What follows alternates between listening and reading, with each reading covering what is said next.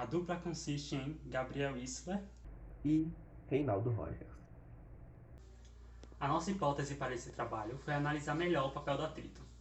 Nós prendemos uma moeda de R$ 1 com uma moeda de 50 centavos por um fio de linha.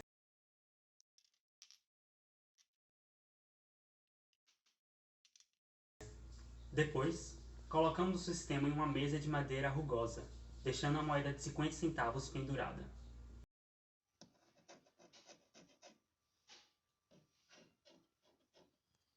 O resultado foi que a moeda de 50 centavos caiu porque ela era mais pesada que a moeda de R$ 1. Depois, tentamos achar a proporção de moedas de R$ 1 para que a moeda de 50 centavos não caísse. Depois de achar essa proporção, nós colocamos o sistema em uma superfície deslizante, a tampa de uma caixinha.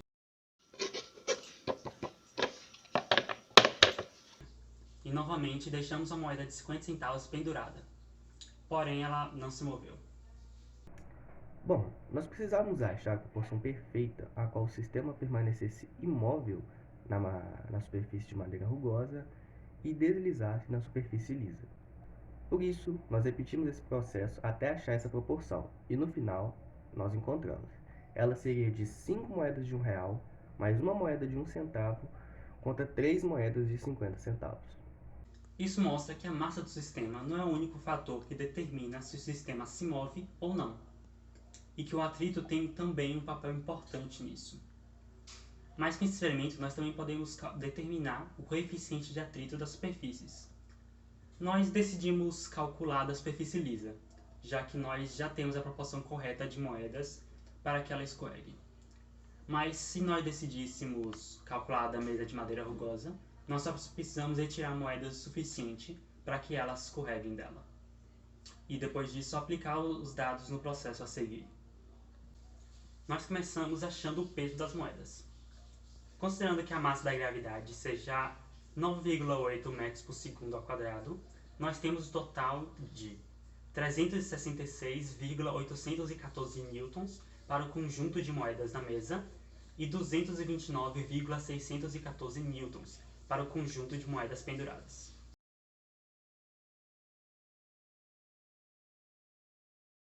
Depois, nós precisamos calcular a aceleração do sistema.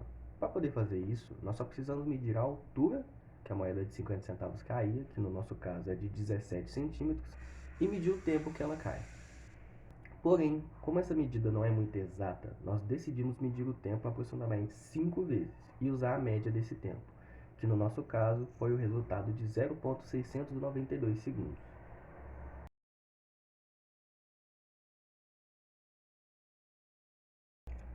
Bom, agora que nós temos a altura h e o tempo t, basta a gente inserir eles nessa fórmula. E, através dessa fórmula, encontrar a aceleração, que no nosso caso deu 0,71 metros por segundo ao quadrado.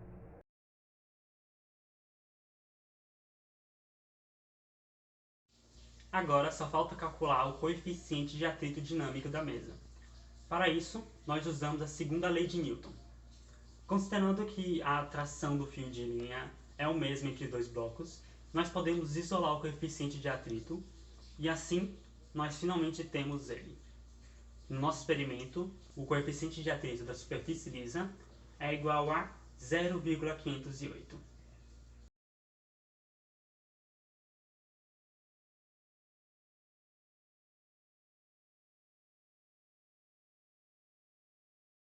Para concluir, através desse experimento, nós podemos observar a influência do atrito no movimento dos corpos. E além disso, também podemos observar a diferença entre os dois tipos de atrito existentes, sendo eles o atrito dinâmico e o atrito estático. A força de atrito dinâmico, ou atrito cinético, é uma força que surge em oposição ao movimento de objetos que já estão se movendo. No nosso caso, seria quando a moeda consegue se mover pela superfície. Já a força de atrito estático atua sobre o objeto em repouso e dificulta ou impossibilita que ele inicie o movimento. Seria nesse momento quando a gente acha o equilíbrio entre as forças para poder manter as moedas em equilíbrio em cima da superfície. Bom, pessoal, esse foi o nosso experimento e eu espero que vocês tenham gostado. Até a próxima!